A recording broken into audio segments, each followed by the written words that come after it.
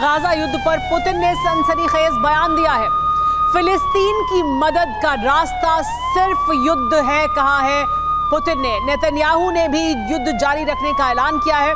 Houthi का Israel पर drone हमला देखने को मिला है। मिसाइल हमला किया गया है ड्रोन से। हूती का हमला तेज करने की धमकी भी सामने आ गई है। इस वक्त की बड़ी खबर, यमन से इजराइल पर हमले में तेजी आई है। लगातार हर तरफ से हमले किए जा रहे हैं। एक और बड़ी खबर है कि गाजा में इजराइल हमास का भीषण युद्ध जारी है। हमास का 8 इजरायली सैनिकों को मारने का दावा भी सामने आया है और तेल अवीव में हमास का भीषण रॉकेट हमला भी देखने को मिला है।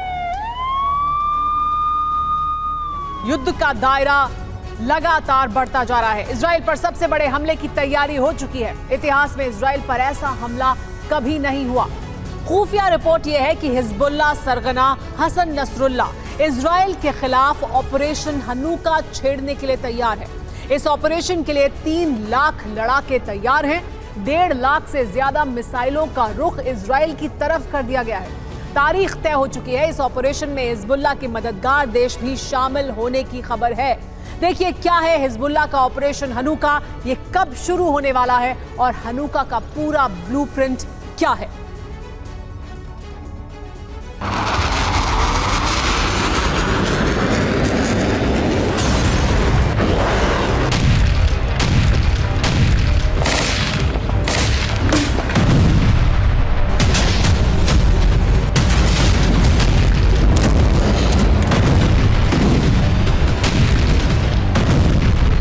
हमास इजराइल का युद्ध अब दोनों ओर अस्तित्व बचाने की लड़ाई बन चुका है।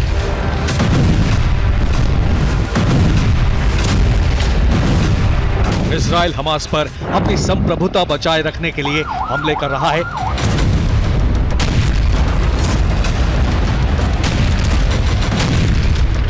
और हमास अपना अस्तित्व बचाए रखने के लिए इजराइल पर पलटवार कर रहा है।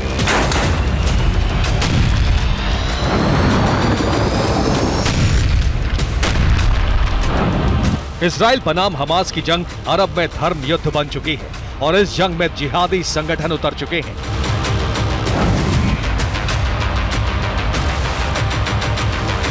कुछ देश पर्दे के पीछे से हमास का साथ दे रहे हैं और जिहादी संगठन जंग में उतर गए हैं।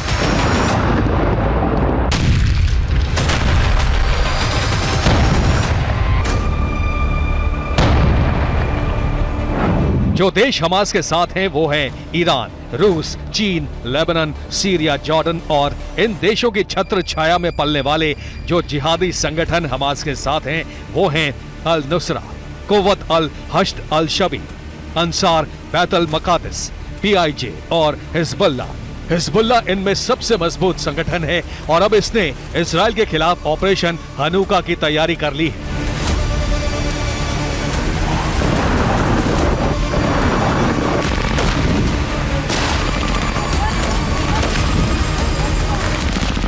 हिजबुल्लाह प्रमुख हसन नसरुल्लाह ने ऐलान कर दिया है कि यरूशलेम पर कब्जा करके इजराइल का अस्तित्व समाप्त कर दिया जाएगा।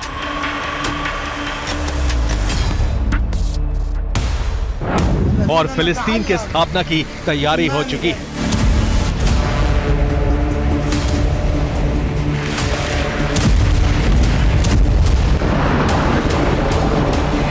हिजबुल्लाह लगातार 2 दिन से इजराइल पर हमले का वीडियो वार्निंग जारी कर रहा है। शुक्रवार को हिजबुल्लाह प्रमुख नसरुल्लाह बड़े युद्ध का ऐलान कर सकता है।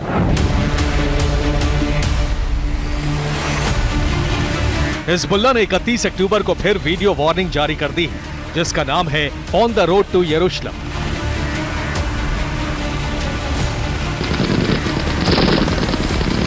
हसन नसरुल्लाह की फौज ने इस वीडियो में अल अक्सा की तस्वीर दिखाई और इसके बाद इजराइल के खिलाफ युद्ध छेड़ने का ऐलान कर दिया है।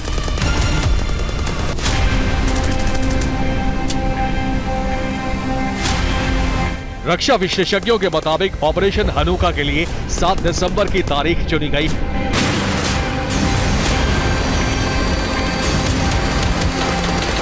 इजराइल के खिलाफ खड़े देशों का मकसद भी यही है और इस मकसद को पूरा करने के लिए हिजबुल्लाह को इतनी ताकत दे दी गई है कि दुनिया के कई देशों के पास इतनी ताकत नहीं है।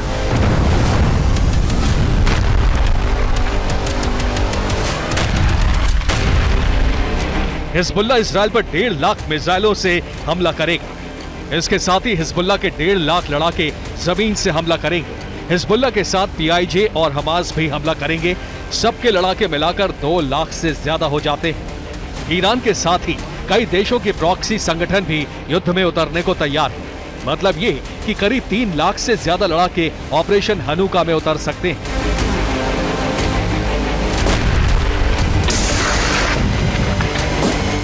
हिजबुल्लाह धरती का सबसे मजबूत प्रॉक्सी संगठन है। इनके पास प्रशिक्षित सैन्य शक्ति है, हमले करने का अनुभव है।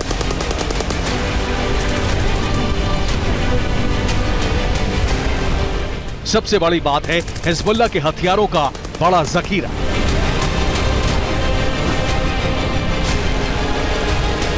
इंटरनेशनल स्टडीज इन वॉशिंगटन की 2018 की रिपोर्ट कहती है कि हिजबुल्लाह के पास ballistic, anti air, anti tank और एंटी शिप मिसाइलों का बड़ा जखीरा है।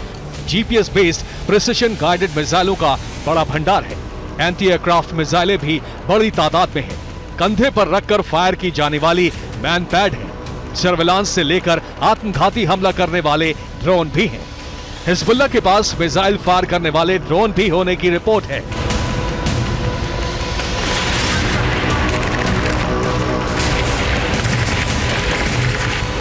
बीस साल से हिजबुल्लाह अपनी सैन्य ताकत बढ़ाने में जुटा है और उसके मददगार देशों ने उसे कितना शक्तिशाली बना दिया है, ये समझिए।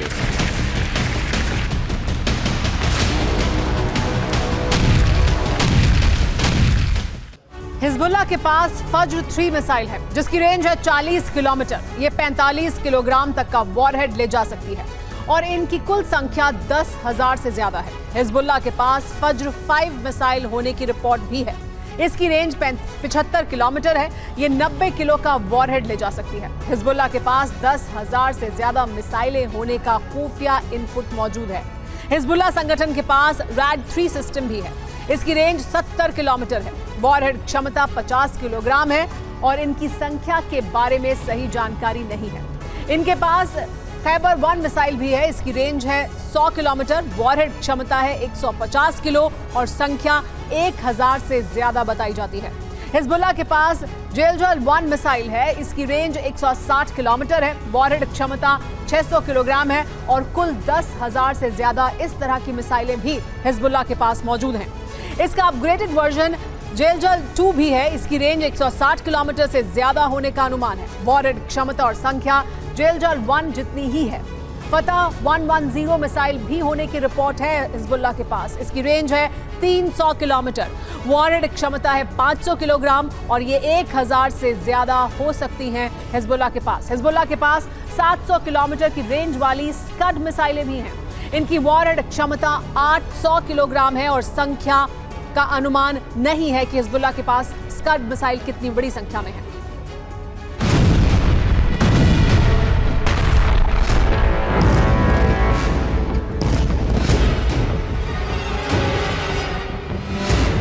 हिजबुल्लाह के पास इतनी ताकत है कि वो लेबनान से मिस्र के बॉर्डर तक हमला कर सकता है।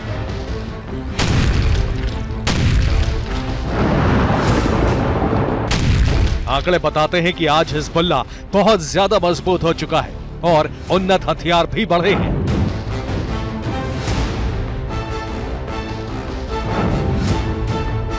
खुफिया रिपोर्ट है कि 7 दिसंबर से हिजबुल्लाह के हमले शुरू हो सकते हैं। शुरुआत के कुछ दिनों तक हिजबुल्लाह एक दिन में 20,000 तक रॉकेट हमले कर सकता है। 15 दिन बाद 1500 रॉकेट हमले रोजाना किए जाने की आशंका है। 2006 में द्वितीय लेबनान युद्ध में हिजबुल्लाह ने 200 रॉकेट हमले रोज किए थे।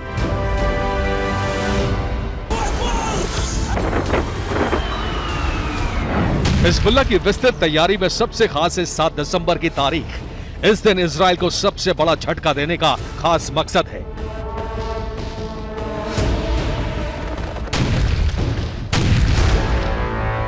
इस साल 7 दिसंबर को इजराइल में हनुका त्योहार मनाया जाएगा।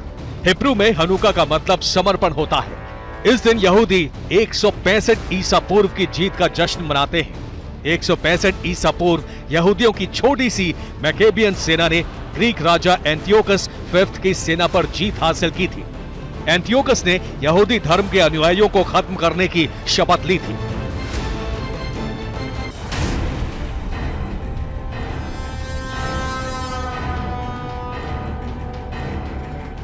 इस साल फिर यहूदी 7 दिसंबर से 15 दिसंबर तक रोशनी का त्योहार करके इस जीत का जश्न मनाएंगे।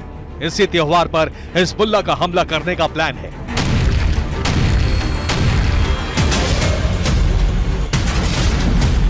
खास बात यह है कि चीन, रूस और ईरान भी इस ऑपरेशन में हिजबुल्लाह के साथ खड़े हो सकते हैं।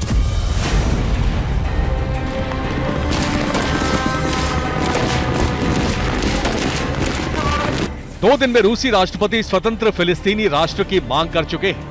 चीन के विदेश मंत्रालय ने कहा है कि वैश्विक शक्ति संतुलन के लिए चीन रूस के साथ मिलकर काम करेगा। चीन में रक्षा मंत्रियों की बैठक में भी रूसी रक्षा मंत्री सरगई शोइगु ने अरब की जंग के न्यूक्लियर जंग में बदलने की चेतावनी दी है। दूसरी ओर ईरान के उप विदेश मंत्री ने कहा है कि गाजा में युद्ध बढ़ा तो इजरायल का अस्तित्व संकट में आ जाएगा।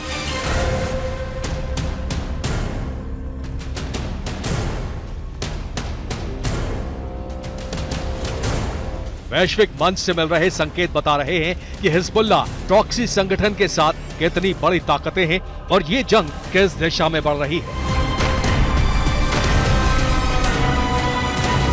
Bureau report, TV9 Bharatvarsh. Gaza पर इजराइल ने हवाई हमला किया है।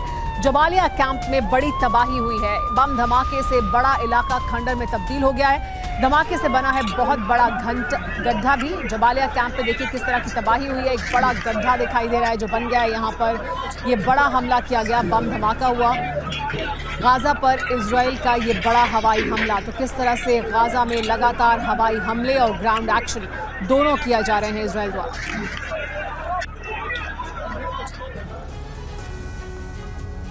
वैसे तो 24 घंटे पहले ही इजराइल का गाजा में अटैक का तीसरा चरण शुरू हो चुका है। लेकिन जानते हैं, इजराइल ने गाजा पट्टी पर कंट्रोल करने के लिए 7 चरण में बारूदी ऑपरेशन को अंजाम देने का ब्लूप्रिंट तैयार किया है। यकीन मानिए, अगर आईडीएफ अपने मिशन में कामयाब रहा तो फिर गाजा का खंड खंड होना तय है। गाजा का 2 हिस्सों में बंटना तय है और इसके साथ ही गाजा पट्टी से हमास का वजूद मिटना भी तय है। आखिर कैसे, देखिए सुपर एक्सक्लूसिव रिपोर्ट में।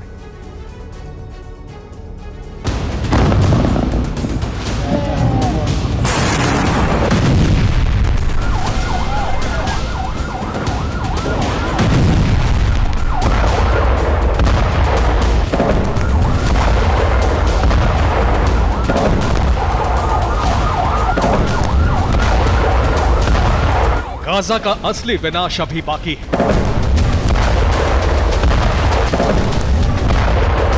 गाजा में भीषण तबाही अभी बाकी है।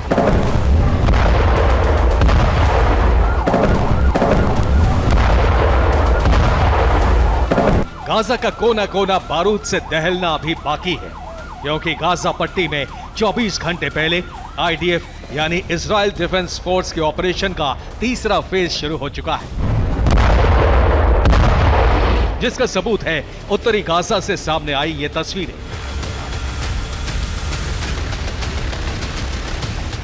सैकड़ों की तादाद में इजराइल सेना के विध्वंसक टैंक, आर्टिलरी और तोपें गाजा के बैटल ग्राउंड में मोर्चा संभाल चुके हैं। हजारों की तादाद में आईडीएफ के कमांडो हाईटेक हथियारों के साथ कॉम्बैट ऑपरेशन के लिए तैयार हैं। और जानते हैं, इजरायली पीएम नेतन्याहू ने भी ऐलान कर दिया है कि गाजा के विनाश का काउंटडाउन ऑन हो चुका है।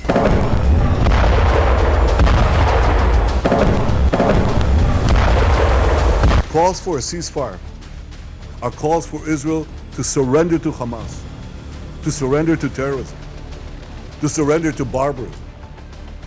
That will not happen. Israel will fight. Since October 7th, Israel has been at war. Israel did not start this war. Israel did not want this war. But Israel will win this war.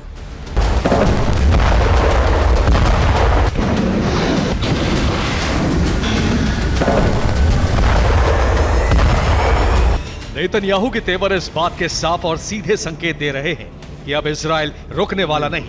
हर हाल में Hamas का दी and होगा, और ये कैसे होगा शायद ये बताने की जरूरत नहीं है।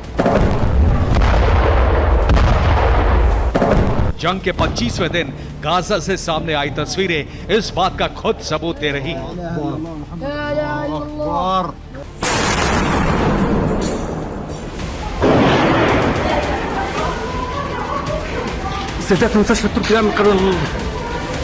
दरअसल सैटेलाइट कैमरे में गाजा पट्टी की कुछ तस्वीरें कैप्चर हुई हैं, जिसमें यह दावा किया जा रहा है कि इजरायली सेना और उसके टैंक गाजा में करीब 5 किलोमीटर भीतर तक घुस चुके हैं।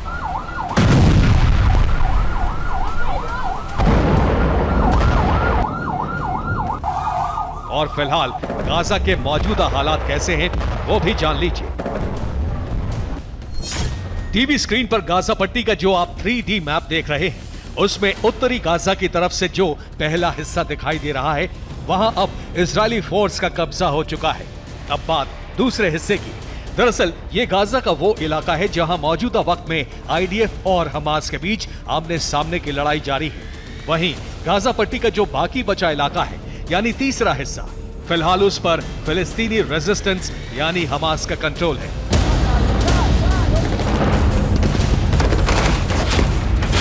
गाजा से जो सबसे ताजा अपडेट सामने आ रहा है वो ये कि इजरायली सेना के कमांडो और सैकड़ों की तादाद में टैंक गाजा के मुख्य उत्तरी शहर पर पूर्व और पश्चिम से अटैक कर रहे हैं।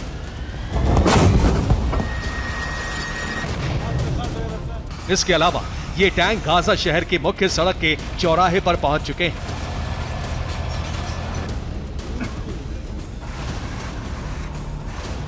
यहां पर भी जमीनी हमले जारी हैं और जानते हैं अभी तो तीसरे चरण का सिर्फ आगाज भर हुआ है।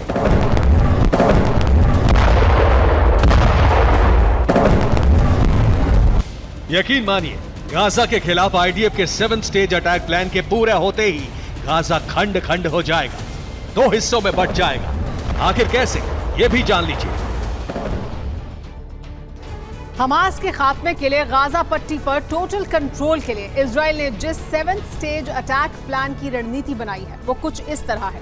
मसलन गाजा पट्टी में इजराइल के मिलिट्री ऑपरेशन का पहला चरण था गाजा पट्टी पर लड़ाकू विमानों से एयर स्ट्राइक करना, रॉकेट और मिसाइलों से प्रहार करना, जो पूरा हो चुका है।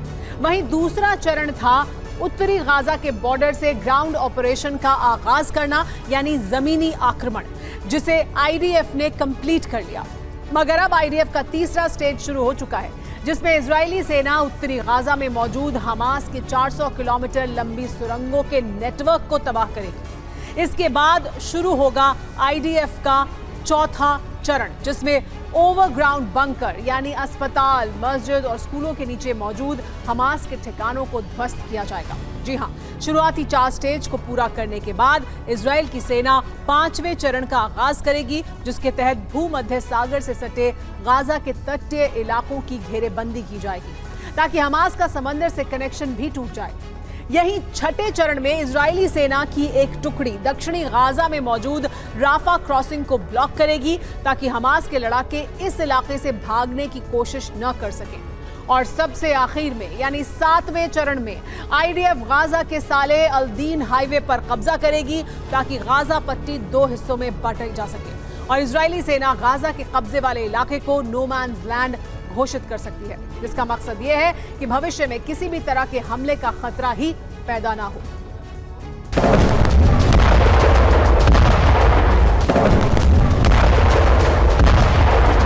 युद्ध के तीसरे चरण के आगाज के साथ ही इजरायली सेना पहली बार उत्तरी गाजा में मौजूद है।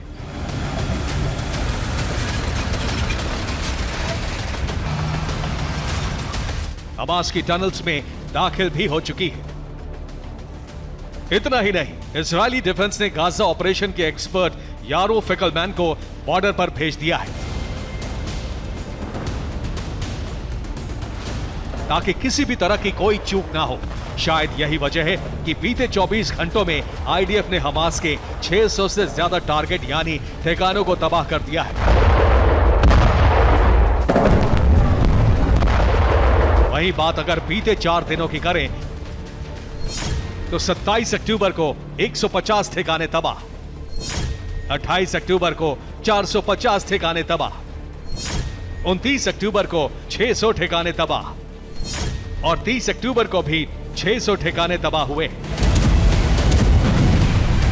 वैसे तो बीते 25 दिनों से गाजा में बारूदी कोहराम जारी है।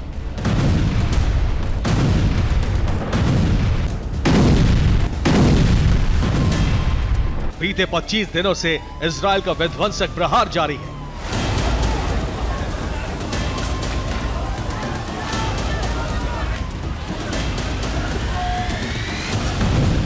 बीते 25 दिनों से गाजा का विनाश जारी है।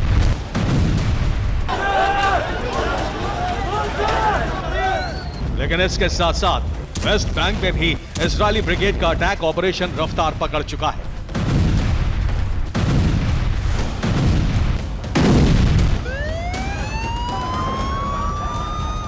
ताबड़तोड़ अंदाज में वेस्ट बैंक पर हमले किए जा रहे हैं। वहीं खबरें यह भी सामने आ रही हैं कि वेस्ट बैंक में मौजूद हमास के चीफ सेक्रेटरी सालेह अल अरौरी के घर को आईडीएफ ने प्रचंड हमले में तहस नहस कर दिया है। मतलब ये कि गाजा से वेस्ट बैंक तक जहां भी हमास की जड़ें मौजूद हैं, उन्हें जमीन से उखाड़ फेंकने के लिए इजराइल पूरी तरह से तैयार है। लिहाजा ये बात साफ हो चुकी है कि आज नहीं तो कल हमास का संपूर्ण विनाश तय है, चाहे इजराइल को इसके लिए कोई भी कीमत क्यों ना चुकानी पड़े। Bureau report, TV9 Bharatvarsh. तेल अवीव पर हमास ने रॉकेट हमला किया है। इमारतों पर गिरे हैं हमास के रॉकेट आकर कई इमारतों को इसकी वजह से भारी नुकसान हुआ है। तेल अवीव में धुएं का गुबार भी देखा जा सकता है। किस तरह से देखिए हमास द्वारा भी टारगेट किया जा रहा है तेल अवीव को, इजराइल की राजधानी को। रॉकेट दागे गए हैं और कई इमारतों से धुआं उठता हुआ देखा जा सकता है तेल अवीव।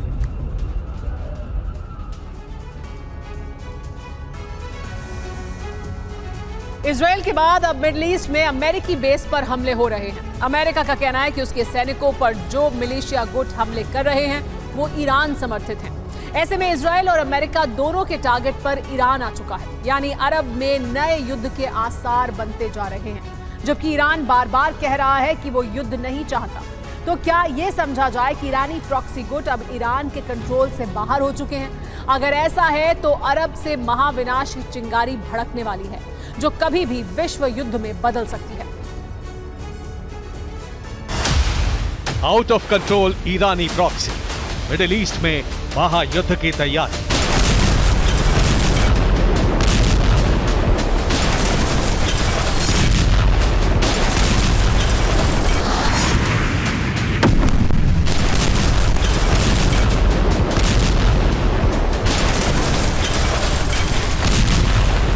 सुलगने लगा अरब, इजराइल के बाद अमेरिका टारगेट पर।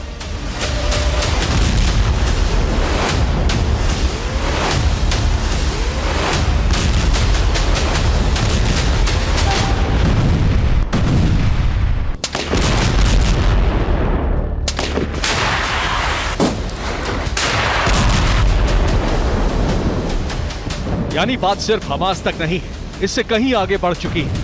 जिसमें पहले इजराइल झुलसा, अब मिडिल ईस्ट में अमेरिकी ठिकानों को निशाना बनाया जा रहा है।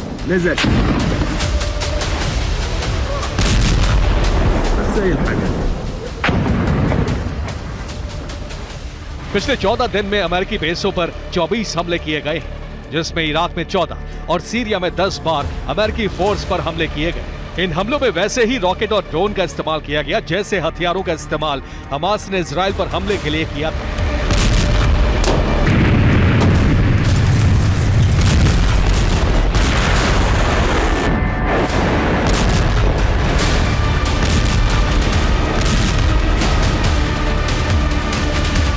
इसके अलावा पूर्वी सीरिया में ईरानी प्रॉक्सी ने कॉनिको फील्ड में मौजूद अमेरिकी बेस पर मिसाइल अटैक किए।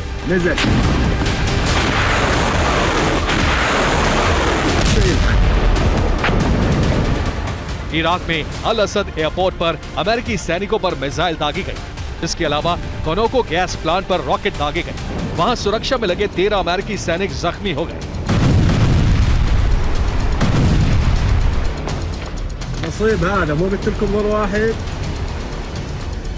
لعن والدي والله। यानी इजराइल हमास हिजबुल्लाह से 2 मोर्चों पर जंग लड़ रहा है तो अमेरिका इराक सीरिया में अपने सैनिकों को बचाने की कोशिश में जुटा हुआ। अमेरिकी सैनिकों पर हमले के पीछे ईरानी प्रॉक्सी हैं जो अब ईरान की सत्ता के काबू से बाहर हो चुके हैं। जिन्होंने सीधे तौर पर अमेरिकी सैनिकों को निशाना बनाया। हालांकि अमेरिका ने एयर स्ट्राइक करके ईरानी प्रॉक्सी के कई ठिकानों को तबाह कर दिया है। इसके अलावा भूमध्य सागर में जंगी बेड़ों की तैनाती करके जता दिया है कि वो मिडिल ईस्ट में बड़ी जंग की तैयारी में जुट चुका है।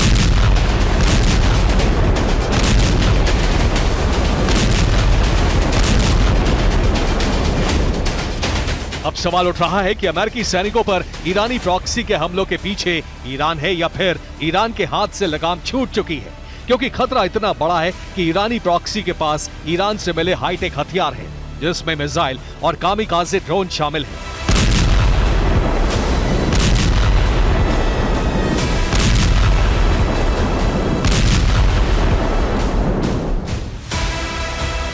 made it clear to the Iranians, be careful. America की घबराहट इसलिए भी बढ़ी हुई है कि पिछले कुछ दिनों से ईरान की तरफ से बार बार कहा जा रहा है कि वो मिडिल ईस्ट में जंग नहीं चाहता। इसके लिए इजराइल को पहले बमबारी रोकनी होगी।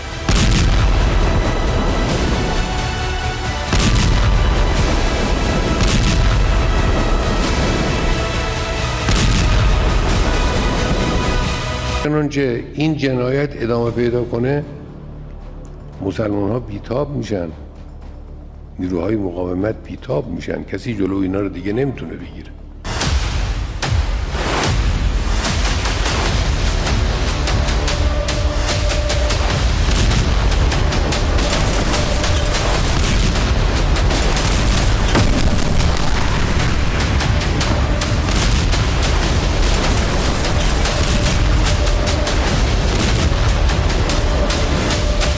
जाहिर है, जब ईरान के शीर्ष नेता युद्ध नहीं चाहते तो फिर ईरानी समर्थित मिलिशिया क्यों आपस से बाहर हो रहे हैं? अमेरिका के साथ पिछले 6 महीने से चल रहा सीज फायर क्यों तोड़ दिया? हालांकि ऐसा 7 अक्टूबर को हमास के इजराइल पर हमले के बाद हुआ है।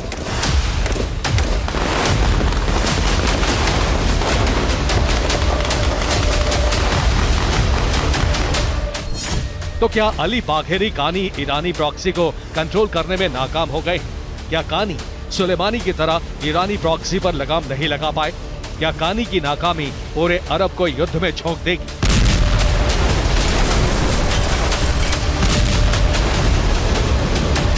आज अमेरिका को ईरानी जनरल कासिम सुलेमानी की याद जरूर आ रही होगी, क्योंकि उसके जीवित रहते हुए कभी भी ईरान के गुटों ने इतने बड़े हमले नहीं किए थे। हालांकि कासिम सुलेमानी को भी अमेरिका ने ड्रोन हमले में ही मार गिराया था।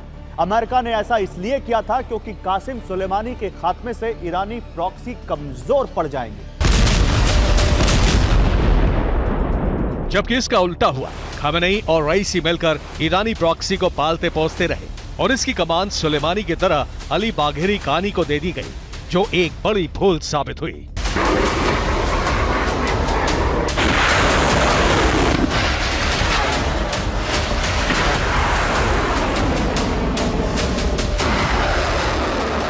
क्योंकि कानी का कंट्रोल ईरानी प्रॉक्सी पर करीब करीब खत्म हो चुका है। अमेरिकी सैनिकों पर लगातार हो रहे हमले तो यही बता रहे हैं। इस बीच ये भी समझना होगा कि कानी क्यों सुलेमानी जैसा कड़क जनरल नहीं बन पाए।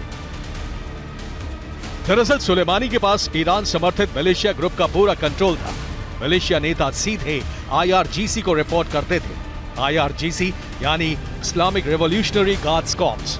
कासिम सुलेमानी को ईरान के सर्वोच्च नेता अयातुल्ला अली खमेनी ने IRGC का कमांडर बनाया था।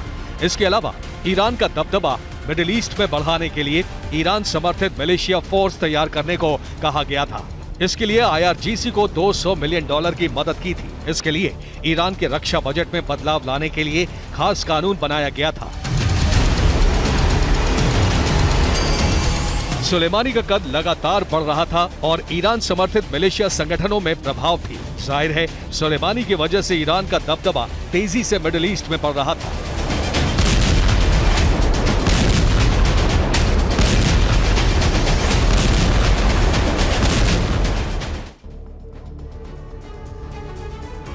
लेकिन जहां एक तरफ इजराइल लगातार ग्राउंड ऑफेंसिव आगे बढ़ा रहा है और हमले कर रहा है हमास पर, वहीं हमास भी रॉकेट से हमला कर रहा है इजराइल पर।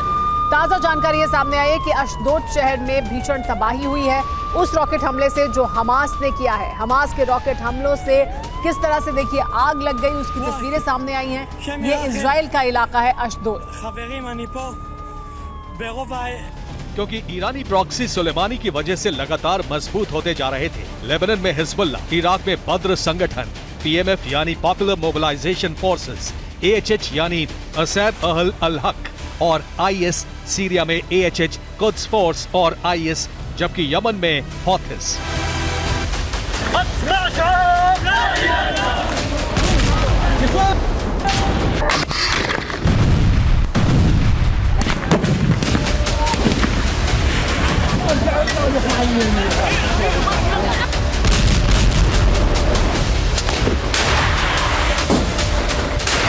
इसके अलावा इजराइल के खिलाफ गाजा पट्टी और वेस्ट बैंक में ईरान समर्थित मिलिशिया के नेताओं के संबंध भी सुलेमानी से थे। सुलेमानी का शिया मुसलमानों पर अच्छा प्रभाव था, इसलिए अफगान और पाकिस्तान से शिया नौजवान सीरिया, इराक में सुलेमानी के कहने पर अच्छी खासी तादाद में भर्ती हुए थे।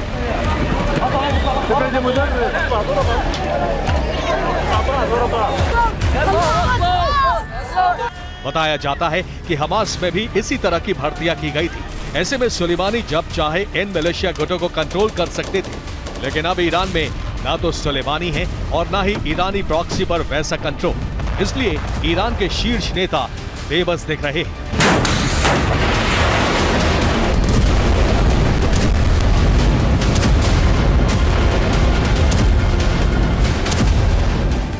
और यही बेबसी उस वक्त भी दिखी थी जब सुलेमानी का जनाजा निकला था, तो खमनेई फूट कर रोए थे। Bureau report, TV9 Bharatvarsh. तेल अवीव में आयरन डोम सिस्टम एक्टिवेट हुआ है। इजरायली डिफेंस सिस्टम ने तबाह किए हैं कई रॉकेट, क्योंकि हमास की तरफ से लगातार रॉकेट हमले किए जा रहे हैं। आयरन डोम सिस्टम से इन्हें तबाह भी किया जा रहा है। हवा में ही नष्ट किए गए हमास के कई रॉकेट। देखिए तस्वीरें भी सामने आई हैं किस तरह से आयरन डोम सिस्टम जो इजराइल का है उसने हमास द्वारा दागे गए रॉकेट को निष्क्रिय किया और इस हमले को नाकाम किया। इसी तरह से कई रॉकेट लगातार दागे जा रहे हैं। हालांकि इसके बावजूद कुछ रॉकेट हमले करने में सफल हो रहा है हमास, लेकिन आयरन डोम सिस्टम एक्टिवेटेड है और सफल भी हो रहा है। युद्ध के इतिहास में पहली बार हो रहा है कि अस्पतालों पर भी बम बरस रहे हैं। गाजा के अस्पताल ही नहीं, अब वहां की मस्जिदें और स्कूल भी इजरायली सेना के निशाने पर हैं। गाजा में इस बमबारी की गूंज संयुक्त राष्ट्र संघ तक सुनाई दे रही है, लेकिन इजराइल का दावा है कि हमास ने गाजा के अस्पतालों, स्कूलों और मस्जिदों में भी अपना ठिकाना बना रखा है। इसीलिए इजरायली सेना हमास के लड़ाकों को हर जगह ढूंढ कर मार रही है।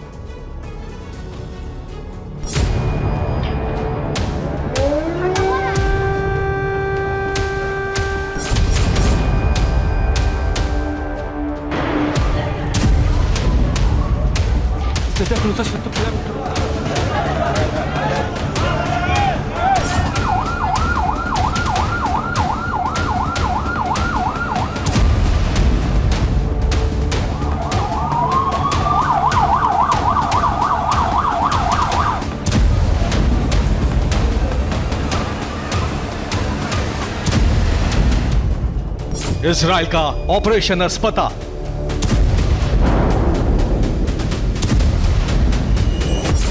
गाजा की मस्जिदों और स्कूलों पर हमला।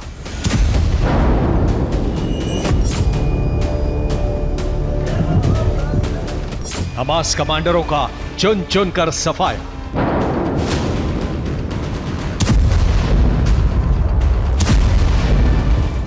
हमास का नामो निशान मिटा देने के लिए इजराइल की फोर्स गाजा के अस्पतालों से लेकर मस्जिदों और स्कूलों पर भी बम बरसा रही है।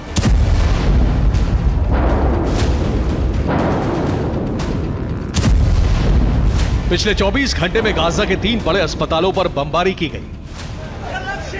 पिछले 24 घंटे में गाजा के जो 3 अस्पताल बारूदी हमले के शिकार हुए हैं वो हैं गाजा का इंडोनेशियाई अस्पताल, दूसरा तुर्की गाजा फ्रेंडशिप अस्पताल और तीसरा अल शिफा अस्पताल।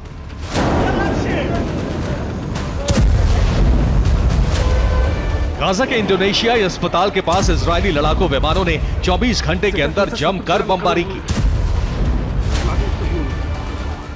गाजा प्रशासन का दावा है कि इंडोनेशियाई अस्पताल के पास बमबारी से अस्पताल को काफी नुकसान हुआ है। गाजा में तुर्की फ्रेंडशिप अस्पताल पर भी इजरायली फाइटर जेट ने बमबारी की, जिसके बाद अस्पताल की तीसरी मंजिल तबाह हो गई।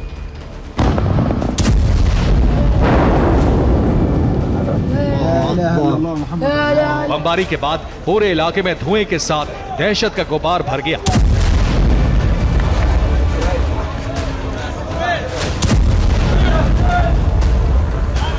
गाजा के जिन अस्पतालों पर हमले हो रहे हैं वे काफी बड़े अस्पताल माने जाते हैं। तुर्की फ्रेंडशिप अस्पताल कैंसर का इकलौता अस्पताल है। यहां इस वक्त करीब 2000 कैंसर मरीज भर्ती हैं। नॉर्थ गाजा के इंडोनेशिया अस्पताल में इस समय 14,000 शरणार्थी हैं और 500 के करीब मरीज हैं। अल शिफा गाजा का सबसे बड़ा अस्पताल है। यह भी इजरायली सेना के टारगेट पर है। इजरायल का दावा है कि यहां तहखाने में हमास का कमांड सेंटर है। अल कुद्स अस्पताल गाजा का दूसरा सबसे बड़ा अस्पताल है। एयर स्ट्राइक की चपेट में अस्पताल समेत आसपास की बिल्डिंग को भी नुकसान हुआ। सेंट्रल गाजा में अल अक्सा अस्पताल पर भी हमला हो चुका है। आपको याद दिला दें, कुछ दिनों पहले गाजा के अल अहली अस्पताल पर भी बमबारी हुई थी, जिसमें 500 से ज्यादा लोगों की मौत हो गई थी।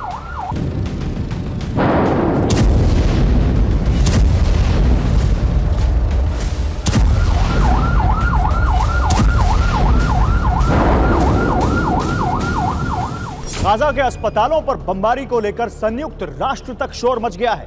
विश्व स्वास्थ्य संगठन का दावा है कि गाजा में हमलों से यूएन को भी बड़ा नुकसान पहुंचा है। WHO के दावे के अनुसार इस जंग में गाजा के अस्पतालों पर अब तक 80 से ज्यादा हमले हुए हैं। अब तक 124 डॉक्टरों की मौत हो चुकी है और 100 से ज्यादा डॉक्टर घायल हुए हैं। हमलों में 64 यूएन कर्मचारियों की भी मौत हो चुकी है। वहीं बमबारी में 50 से ज्यादा एम्बुलेंस तबाह हो गई।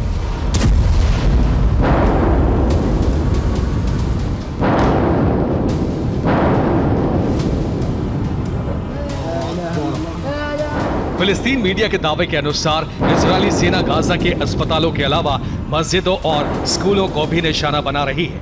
उत्तरी गाजा में अल फौस मस्जिद पर बमबारी की गई। अल सफ्तावी मस्जिद में भी धमाका हुआ। इजरायली सेना अब तक करीब 50 मस्जिदों को ढा चुकी है। इजरायल गाजा की मस्जिदों, अस्पतालों और स्कूलों को आखिर निशाना क्यों बना रहा है? क्या गाजा के स्कूल, मस्जिद और अस्पताल हमास के लड़ाकों के पनाहगाह बन गए?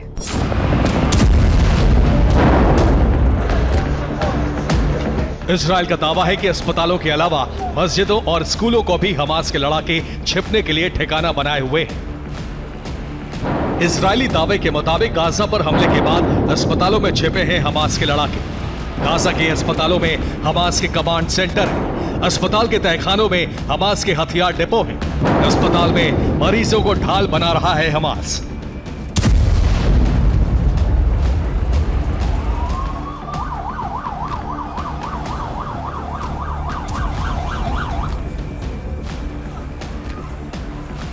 Is the command post of its vast terror tunnel network. It will continue to use mosques as fortified military positions and weapon depots. It will continue to steal fuel and humanitarian assistance from UN facilities. While Israel is doing everything to get Palestinians, civilians out of harm's way, Hamas is doing everything to keep Palestinian civilians in harm's way. IDF ने Gaza के अल शिफा अस्पताल का video भी जारी किया था, जिसमें अस्पताल के तहखाने में हमास का वॉर रूम दिखा था और अस्पताल में हमास के लड़ाके घूमते दिखाई दिए थे। इजरायली सेना को सबसे ज्यादा हमास के लड़ाकों के इंडोनेशियाई अस्पताल और अल शिफा अस्पताल में ही छिपे होने की आशंका है। इजरायली सेना कुछ अस्पतालों को खाली करने की चेतावनी भी जारी कर चुकी है। हमास के लड़ाकों और उनके कमांडरों को इजरायली सेना चुन चुन कर मार रही है। हमास के लड़ाके बड़ी संख्या में बंधक भी बनाए जा रहे हैं।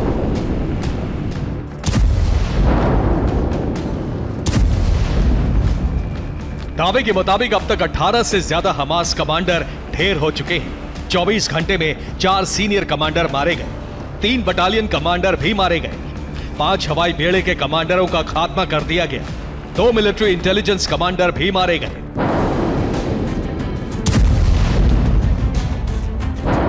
रामल्ला में हमास के डिप्टी चीफ सालेह अल अरौरी के घर को बमबारी करके इजरायली फोर्स ने उड़ा दिया। बताया जा रहा है कि सालेह अल अरौरी फिलहाल कतर में है। इजरायली सेना हमास के कमांडरों और लड़ाकों की गिरफ्तारी के लिए लगातार अभियान चला रही है। यहां तक कि गाजा और वेस्ट बैंक के रेफ्यूजी शिविरों में भी इजरायली सेना सर्च ऑपरेशन चला रही है। Bureau report, TV9 Bharatvarsh.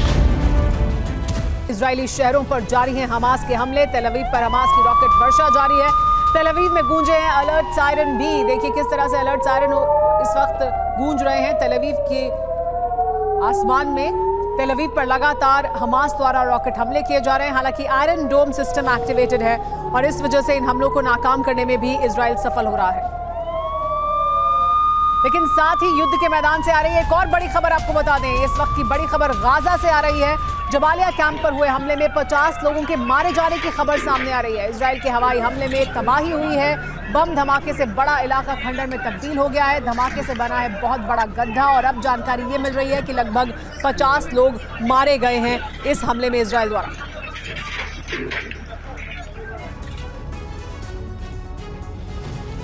लेकिन इजराइल में अमेरिका के सबसे बड़े सीक्रेट ऑपरेशन की फाइल लीक हो चुकी है। खबर यह है कि इजराइल के नेगेव रेगिस्तान में अमेरिकी सेना ने बड़ी जंगी तैयारी कर रखी है।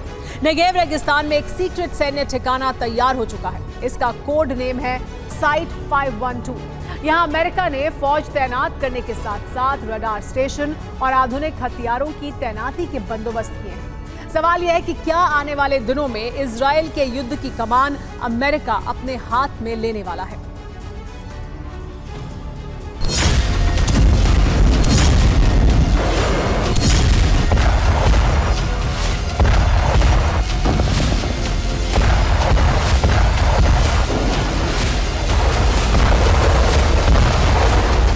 सात अक्टूबर से अब तक शांति का एक भी संकेत नहीं मिला।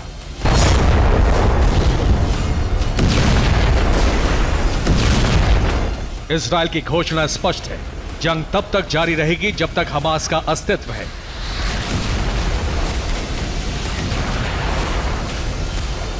अगर जंग जारी रही तो इसका विस्तार भी तय है। अब तक युद्ध के जो समीकरण नजर आ रहे हैं उसमें जानकारी यही है कि इजराइल के सामने रूस, चीन और अरब के देशों ने प्रॉक्सी संगठनों को उतार दिया है।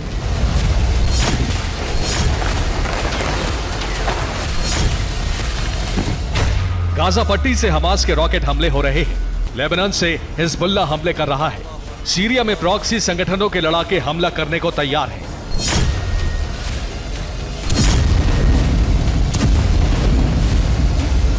इजराइल अब तक की सबसे बड़े संकट की घड़ी में फंसता दिख रहा है, जब अरब संयुक्त तौर पर उसके खिलाफ है और रूस, चीन ने भी सबसे बड़े खतरे का अलार्म बजा दिया है।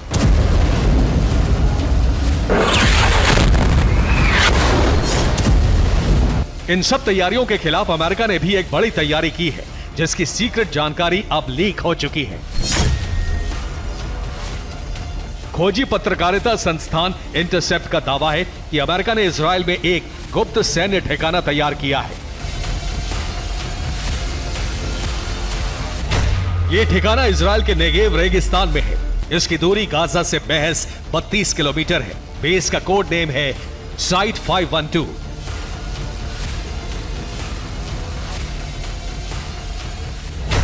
यहां अमेरिका ने रडार तैनात कर रखा है।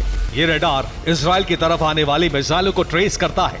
7 अक्टूबर को इस ठिकाने से कोई अलर्ट नहीं मिला। रिपोर्ट है कि इजरायली रेगिस्तान के इस ठिकाने पर अमेरिका ने बड़ी जंग की तैयारी कर रखी है।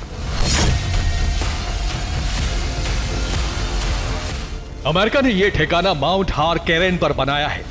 जो बाइडेन ये बयान दे चुके हैं कि इजरायली युद्ध में अमेरिकी सेना नहीं उतरेगी, लेकिन खुफिया दस्तावेजों से संकेत मिले हैं कि अमेरिका बड़े युद्ध की तैयारी में है।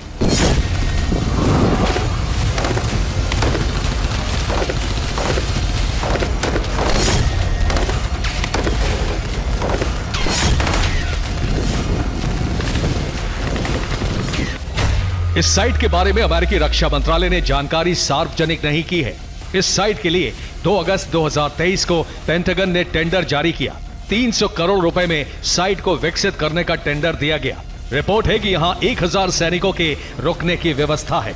इसको ईरान की मिड रेंज मिसाइलें इंटरसेप्ट करने के लिए बनाया गया है।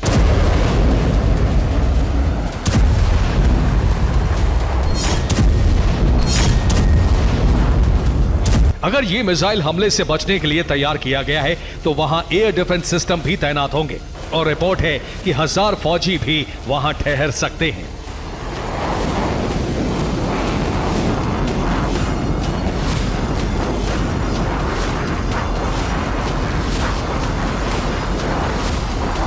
संकेत साफ है कि अमेरिका इजराइल की तरफ से बड़े युद्ध की तैयारी पूरी कर चुका है।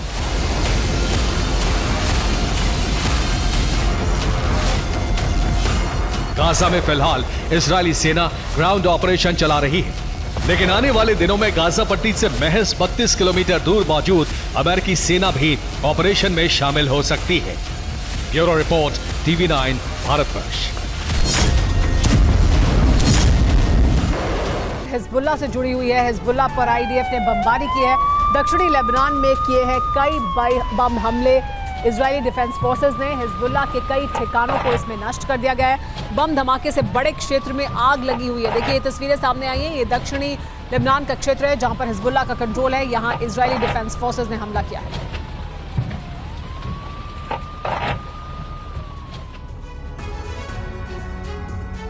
हमास और इजराइल के बीच अब बंधकों को लेकर प्रोपेगेंडा युद्ध शुरू हो चुका है। हमास ने बंधकों का एक वीडियो जारी किया जिसमें बंधक महिलाएं इस सारे फसाद के लिए नेतन्याहू को जिम्मेदार ठहरा रहे हैं, जबकि इजराइल ने इसे हमास का नया षड्यंत्र करार दिया है। दूसरी तरफ इजराइल ने एक वीडियो जारी करके एक बंधक को छुड़ाने का दावा किया है। अब सवाल उठ रहा है कि दोनों में से कौन सही है या ये सिर्फ दबाव बनाने का हथकंडा है।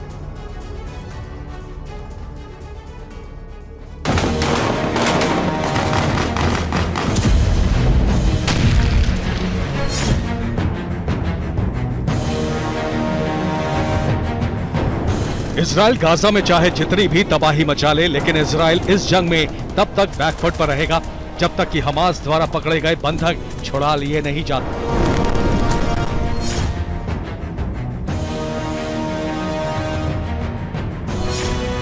दूसरी तरफ हमास बंधकों को छोड़ने के लिए अभी तक तैयार नहीं हुआ है।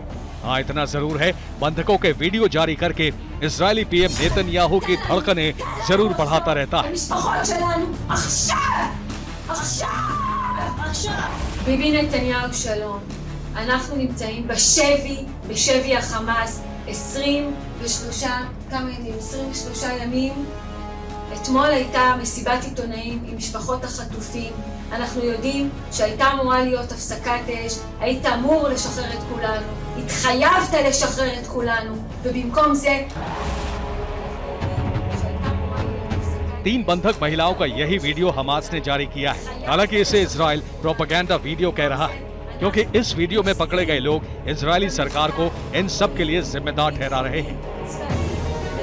אנחנו נושאים במחדל הפוליטי, ביטחוני, צבאי, מדיני שלך, בגלל הפאשה הזאת שעשית ב7 לאוקטובר, בגלל שלא היה צבא שם, אף אחד לא הגיע, אף אחד לא שמר עלינו, ואנחנו אזרחים תמימים, אזרחים שמשלמים מיסים למדינת ישראל. हमास के वीडियो जारी करने के थोड़ी देर बाद इजराइल की तरफ से भी एक वीडियो जारी किया गया जिसमें एक लेडी कमांडो को IDF ने छुड़ाने का दावा किया है। वीडियो में परिवार के लोग सही सलामत लौटने पर खुशी जाहिर करते दिख रहे हैं।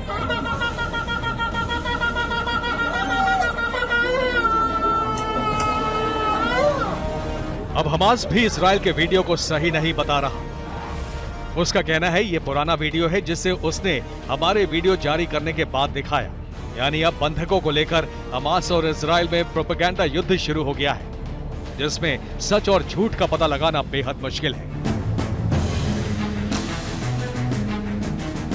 दूसरी तरफ बंधकों की रिहाई के लिए इजराइल हमास से संपर्क साधने की कोशिश में है। कतर के जरिए ऐसा किया जा रहा है। इसके लिए मोसाद चीफ दोहा जा पहुंचे हैं। वहां बंधकों को छुड़ाने पर अहम रणनीति बन सकती है।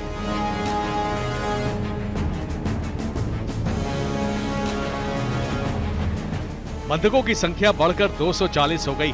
हालांकि हमास ने अभी तक बंधकों से जुड़ी कोई जानकारी साझा नहीं की है। ऐसे में सवाल ये भी उठ रहा है कि कितने लोग हमास की कैद में हैं और क्या वो सभी ठीक हैं। इस बारे में कुछ कहा नहीं जा सकता। वीडियो जारी करना इजराइल पर दबाव बनाने के लिए हमास का प्रोपेगेंडा भी हो सकता है। Bureau report, TV9 Bharatvarsh.